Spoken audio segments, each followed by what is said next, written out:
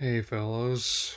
Well, this video has been a long time coming. I've been thinking about doing it, just waiting for official confirmation, and now I finally have it. As of the Thanksgiving and Christmas specials, and the episode centered around Groon, one of the major producers of this series, he's recently tweeted out that production of Thundercats Roar has stopped after its freshman season, and effectively meaning the show's been canceled. Which does not surprise me in the slightest. Who could have guessed that at a reboot of a cult anime property that had no one wanted to ask for, or was ended up being shunned, panned, and given poor ratings. So, yes, at this point, it has been generally agreed that for the most part that this reboot was bad, and but I think now is definitely a good time to examine. Now that I managed to look at some of the other episodes that just finally come online, barring said Thanksgiving Christmas specials, as to why. So, here I shall present hence my six major reasons and on why Thundercats Roar was a conceptually bad reboot. So let's get this started.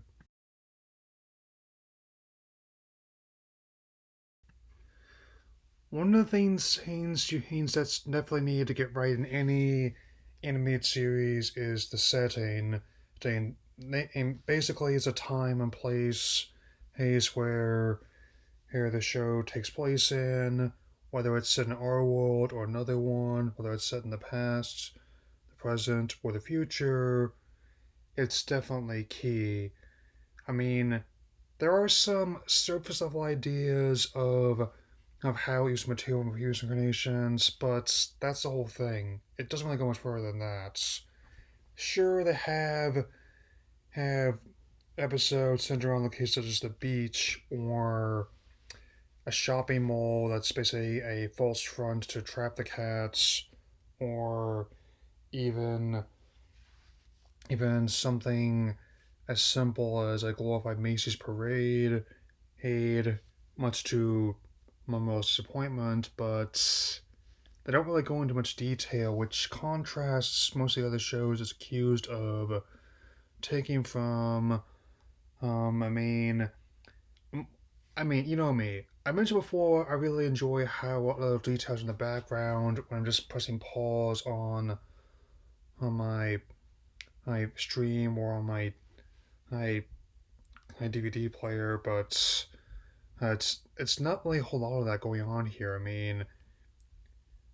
Sure they do occasionally they toss in and and allusions to locations, but they don't really do much with them, which contrasts how how other recent takes on Transformers or TMNT, or especially like the Watching DuckTales have basically made their locations a large part of the appeal. I mean, not just as the main hubs like hubs, but also basically anywhere the characters visit is just full of life and even rich detail. But there's not a whole lot of that going on here, so it's definitely a major problem. Um, and I still have five more to address as here, so let's keep going.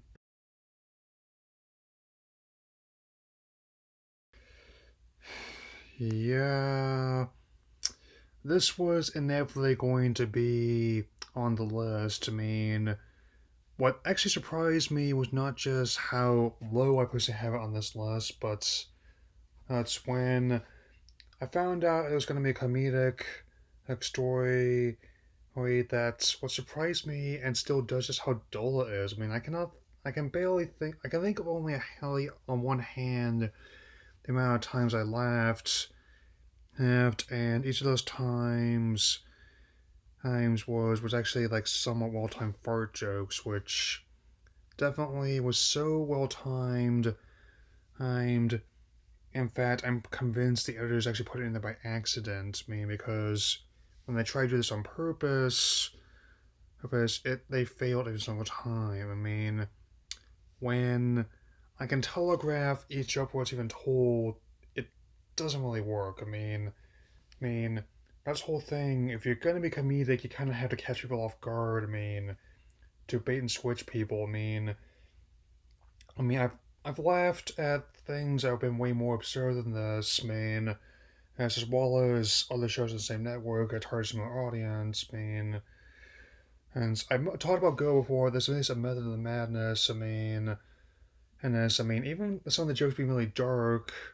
I mean, some references to the dark fate that Zod had in the DCEU with the coin in the Batcave, as well as like the running gag of Jason Todd's ashes in an urn.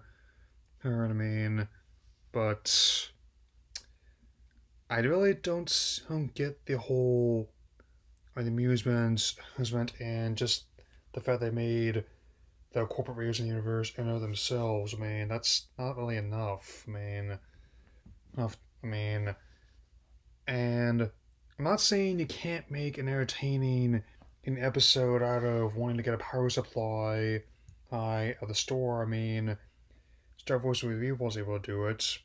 Right, pretty nicely. Barely on a quest buy, but that's the whole thing. And they somehow muddle both the humor and the storytelling here. I mentioned before, but I'm about to mention again. Being cohesive garbage is not the same as being a cohesive story. It isn't entirely possible to have a story that's funny and makes sense at the same time. The points have to connect in order for that to happen. At this point, and however, I'm actually shocked there were credit writers on this when the whole thing just feels like it was put together. It's like they replaced a script template with a game of Mad Libs. I mean, since at times, sometimes the pacing in the episode feels glacial in one moment, and then the next it moves so fast, I feel like I got whiplash just sitting here. Which is not a good thing. And yet, there's still oh, four more points that I found even more egregious than this. Yes.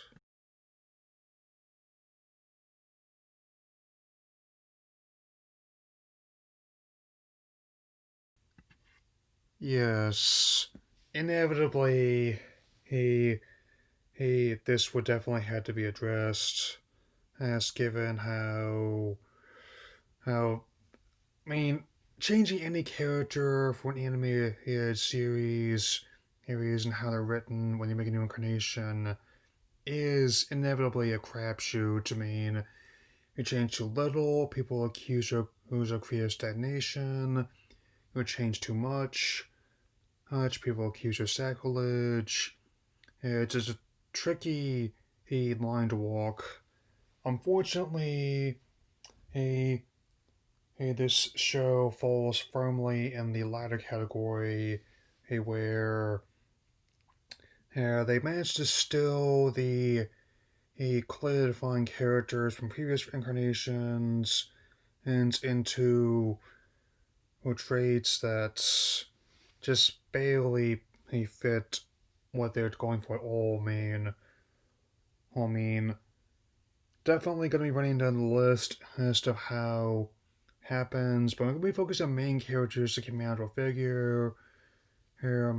Where Lion-O goes from being adventurous as and wondrous in the 85 series, inexperienced but still skilled in the 2011 one, to being an absolute dimwit in this version, and Tigra, who goes from being a second in command who is studious and dedicated to the cats in both previous incarnations to being a hypochondriac control freak in this version, and Panthro, who was technical advisor to the cats, both previous incarnations, as well as like a sort of a father figure and a big brother to the other characters, into someone who's obsessed with tech and has little skill at anything else, which makes no sense in this version. Chitara, who goes from being like capable, whole, whole character, with a bit of snark and with the previous versions, to being fast and completely condescending in this version, and I think the most disappointing ones are Wily Cat and Kit, the kittens who go from the younger members of the team, but still aware what situation they're in to being characters who seem like they just downed an entire case of Mountain Dew and about out 6 pieces of pumpkins each to and people claiming Snarf is the best thing about this one.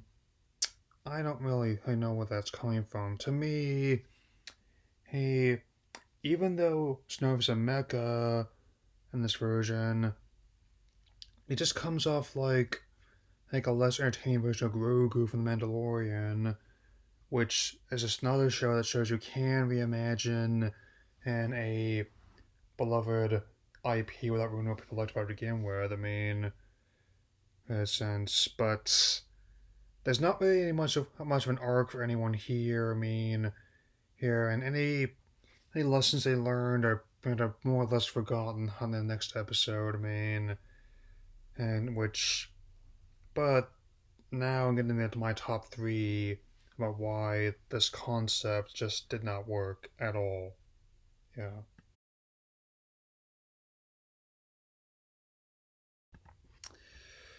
Yep. This was inevitably going to make the list because as even and I'll admit that the art direction animation is not just weird because of how vastly it differs from the previous incarnations. I mean, which definitely bore all stylistic similarities to anime and how it was done. I mean, to a point where both they were actually anime in Japan, and I mean, the original all wasn't reruns on Toonami when I was a kid. I mean, I remember watching them between episodes of DBZ and Gundam Wing. And the 2011 version was animated by Studio 4C, he, and used as a selling point. But the stuff, again, they done on purpose just looks awful. And I don't just mean the shot that I showed you with a tiger somehow enveloping his arms around everyone, and, and as if he's mainly Min in Smash Brothers. There's, but the whole everything from the color palette to the environments ranging from barren to be looking way too cluttered. I mean, there's a difference between being detailed and being cluttered. I mean, because and they may not every not everything has that much weight to it. I mean, say what you will about how about the shows, how it's like okay, KO or Teen Titans Go. There's at least when someone gets hit in one of those, there's impact. I mean, whenever there's even with something as simple as like a crate being dropped in the sky, or someone being thrown through the window of a hamburger stand, and you could feel that kind of impact. And here a character could be he tossing in a mirror into a wall, and you don't really have much of an impact. I mean, and they managed to screw up basic perspective have have on a regular basis. I can't even tell how where a character is standing most of the time, or what position it's supposed to be in. They seem to change size between shots. I mean, I felt like I was watching like the Cats movie again. It was that bad. I mean, once again, and there's also facial expressions and scenes where characters go in the astral plane, and even one moment where the characters in a future timeline become the planet itself, like they're in a Mario game, and that's the point where I had to check my Mountain Dew to make sure no one had slipped something into it. They had not. The show was just as really off when it does the art direction. Like, I don't have a problem with not wanting to use models, but without some structure to fall back on you kind of end up with like a hot mess. I mean, it's almost like someone was messing around and go animate at points. It was, I mean, which definitely brings to mind a couple more points I can address as that are really, kill the show in its cradle. Yes.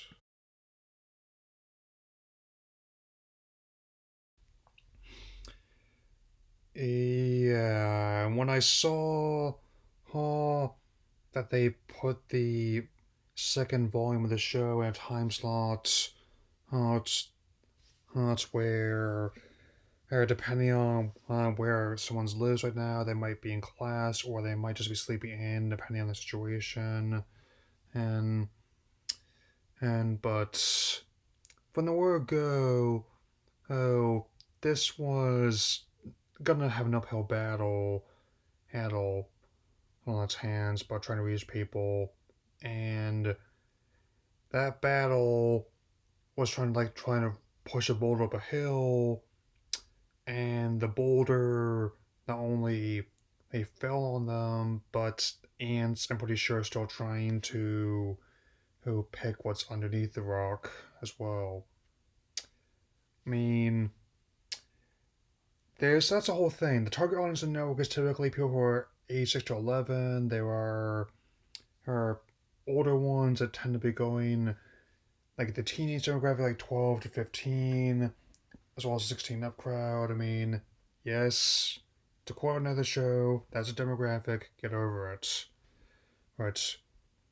But even at the same time, they were trying to who say that the show would have a response from existing fans that may have watched previous incarnations. And it's not just people who are like me who were only born in '92, but still appreciate a lot of work on the time period. But needless to say, the response was not good. I mean, and while how there how how there have been other instances as of apprehension beforehand. Other notable examples being like how with the Sonic movie initially had to overcome the disaster response to its initial character render, but thankfully they were able to redesign it, and the movie became a hit, and they even got Paramount a new franchise. It even has Sega wanting to revisit some of their other IPs on film. Um, Likewise, the Netflix version of She-Ra also faced a similar challenge, but thankfully, a that showed up being actually quite well received to the point where fans still demanding more, and as for the corporate justice behind that, it's hard to get too mad by that when even it's been confirmed that the original one in the 80s came around because Mattel wanted to counterpart for MOTU, but it's like they were someone trying to target both halves of the same coin, but neither one really got it. I mean, And people also try to claim, like, well, this is for newer fans, so you might not be familiar with it. And I openly responded, no, existing fans not happy about this, and newer audiences are not going to care. And the complete and utter failure in ratings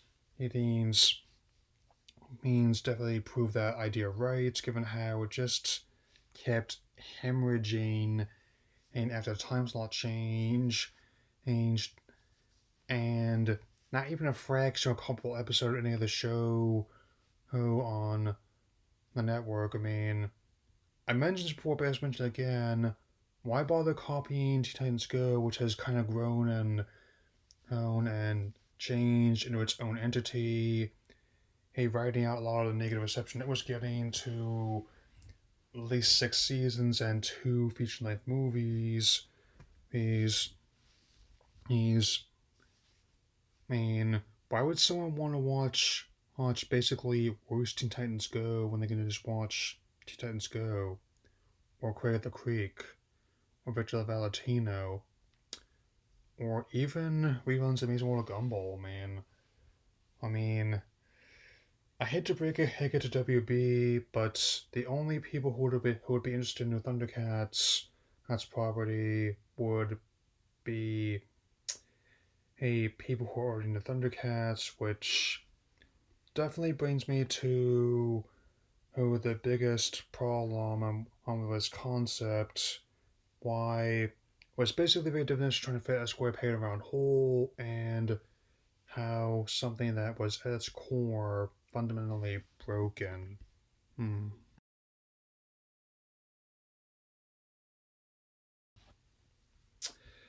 And here is the big one that put the nail in the show's coffin: the inconsistent tone. When the news broke that it was going to be comedic reboots, which the collective have, reaction was met with, at best, indifference, and at worst, total outrage. And even though how they've been trying to do this for a while, now it's clear that there have been way more failures than successes. I mean, in trying to do this, I mean, like with the 2017 Ben 10, which just has a finale movie where they went to space, definitely a standalone in series, with Mega Man Fully Charged, and now this series, which opened on the destruction of Thundera, which was the inciting incident in both of the previous incarnations being played for laughs. To put it in as I mentioned before, that was analogous to like putting a laugh track over Daenerys burning down King's Landing, which definitely a it did not get better from there. Instead, it just kept getting worse and worse and worse. And the key reason why one that encapsulates all the other points just addressed, so on the many others I did not mention, is the inconsistent tone. Sure, I'll admit there were silly things in previous shows as well, but whenever somebody was treated as a serious situation, it was as presented as one as well. Whenever there was something potentially dramatic on screen, it was given a moment where here the characters whose were behaved appropriately. That's why it's been effectively used in other shows where when there's something that's seriously being portrayed, you actually have the comedic acts dropped a bit. I mean, even and though like in the 2012 Ninja Turtles was definitely had a lot of silly moments in it. There were a lot whenever there's like a darker scene, such as what happened with Hamato Yoshi and when before he became Splinter, as well as Oroku Saki before he became the Shredder, it was definitely treated in a serious manner. And even a lot of parallels to the original 1990 movie, which has still held up remarkably well after all those years. Being the ideal mixture of both silly and dark. I mean, and Transformers. They just have a good balance of incarnations as silly, incarnations as serious, or a mix of the two. Sure, you had things that make a lot of sense, and like the fact that Soundwave turned into a tape player in 2005 in the movie, but the movie definitely set a lot of dark precedent for a lot of subsequent incarnations. I am working on drafting my review of Siege WFC before Earthrise starts streaming, so don't worry about that. But, and also, even though, admittedly, a Della Duck's arc in DuckTales, not just how eccentric she is, but also the impact. She basically was away from Earth for 10 years. It was with no one but herself, health, and the rocket she's trying to rebuild, and not only did it make good use of like the Moomy Hoon theme music from the Nintendo games, as well as WayForward's remake, but it was definitely a a heartbreaking moment when and she realizes that she isn't alone. I'm not gonna spoil everything in that episode out here, so if you go watch it, you know what I'm talking about. But it's definitely the major fatal flaw which encapsulates the other ones. Your inconsistent tone. If the viewer has no idea what attitude to adopt in a given scene, then the whole concept just doesn't work. It's basically broken at its core. And I will definitely be looking at the last volume to bury the hatchet, so to speak, in once the Christmas special is available, as well as Thanksgiving episode. But this has been why from start to finish, Thundercats Roar was a conceptually bad reboot. That's all for now. Now, see you in the next video. Later.